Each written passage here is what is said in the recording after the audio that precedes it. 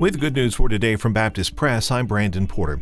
At a recent IMB Sending Celebration, 24 missionaries were commissioned to the nations.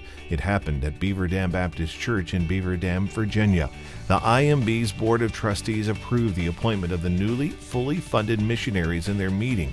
The missionaries represent those who made their way through IMB's pipeline, first as candidates and then approved as missionaries. As the IMB celebrates these and the more than 1,100 potential more missionaries in the pipeline, they also understand that the need is great, and in order to reach the nations together, more are needed to go.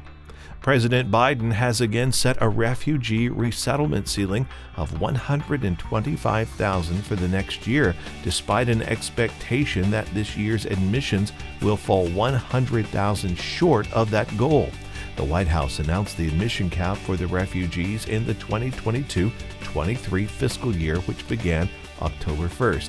It appears the U.S. will resettle fewer than 25,000 refugees under the ceiling of 125,000 established for this fiscal year, that based on the number of admissions during the first 11 months of 2021 and 2022.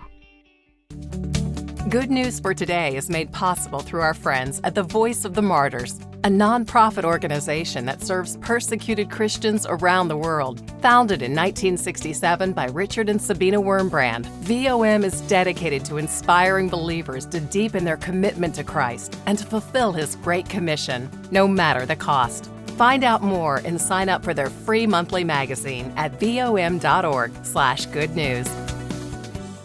The North American Mission Board and North Carolina Baptist announced a new church planting partnership in the state known as SendNC. In 2014, North Carolina ranked in the top 10 most religious states in the U.S., but even then the metrics utilized to measure religiosity were down from 7 years prior. If the state had trended with the rest of the nation, then those numbers continued trailing slowly downward.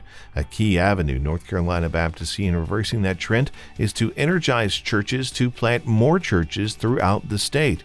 This partnership allows us to more than double our church planting efforts and allows churches of all sizes to be obedient to the Great Commission in church planting.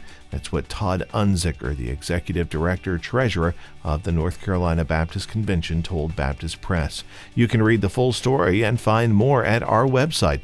While you're there, make sure to sign up for our morning and afternoon emails. That's at baptistpress.com.